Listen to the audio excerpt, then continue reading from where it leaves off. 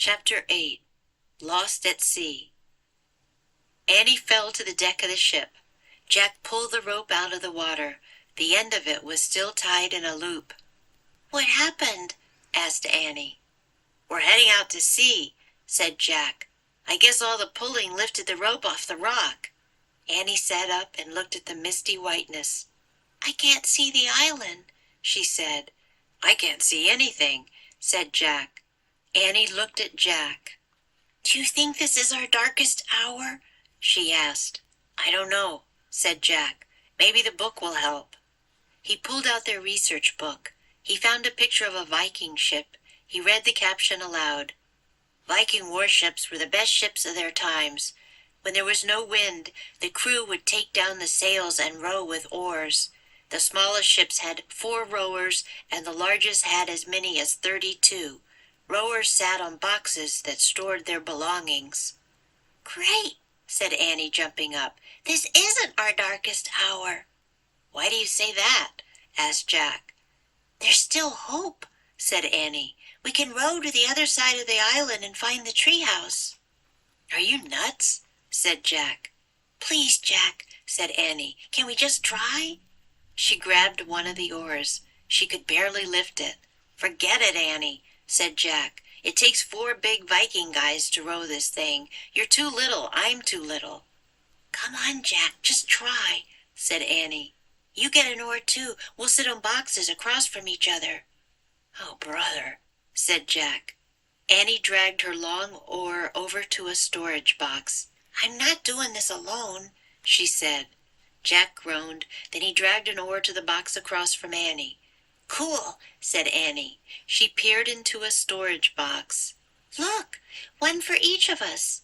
She lifted out 2 small Viking helmets. "Maybe these were made for Viking kids who sometimes ride in this ship," said Annie. "Maybe," said Jack. He hadn't thought of Vikings as real people before, people with families and little kids. Annie pulled off her scarf and put a helmet on her head. "Now I feel like a Viking too," she said. "I bet it will help me row." She handed Jack a helmet. He put it on. It made him feel a little different. "I don't know about this," he said. The helmet wasn't as heavy as the one he had worn in the time of castles, but it was still pretty heavy. "Well, I'm braver with mine on," said Annie. Jack smiled. He didn't know how Annie could be braver than she already was. "Ready to row?" she asked. "Yup," said Jack. He was feeling braver himself. The wind picked up as Jack lifted his heavy oar over the side of the ship. He lowered it into the water, but the current was so strong that the oar was ripped from his hands. Jack fell over backward as his oar slipped into the sea. "I lost my oar!" Annie yelled. Jack looked up as rain started to fall. The sky was black. A gush of seawater poured over the side of the ship. "Brr!" said Annie as she tried to stand. The black sky shook with thunder and flashed with lightning. Jack crawled to the side of the ship and pulled himself up. Another huge wave was coming right toward them. "It's our darkest hour now!" cried Annie. "Get Brother Michael's book!" Jack reached into his leather bag. He pulled out the jeweled book and held it up. "Save us, story!" he cried. He looked at the sea again. What he saw made him scream. Rising from the oncoming wave was a giant sea serpent. ㅣ매직트리하우스 Book 15 Viking Ships at Sunrise Chapter 8.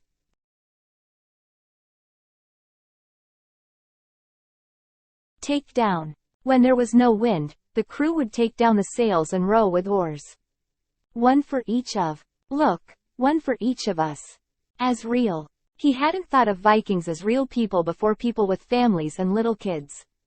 It made him feel a little different. Pick up. The wind picked up as Jack lifted his heavy oar over the side of the ship. Fall over. Jack fell over backward as his oar slipped into the sea. Pull oneself up. Jack crawled to the side of the ship and pulled himself up. Reach into. Jack reached into his leather bag.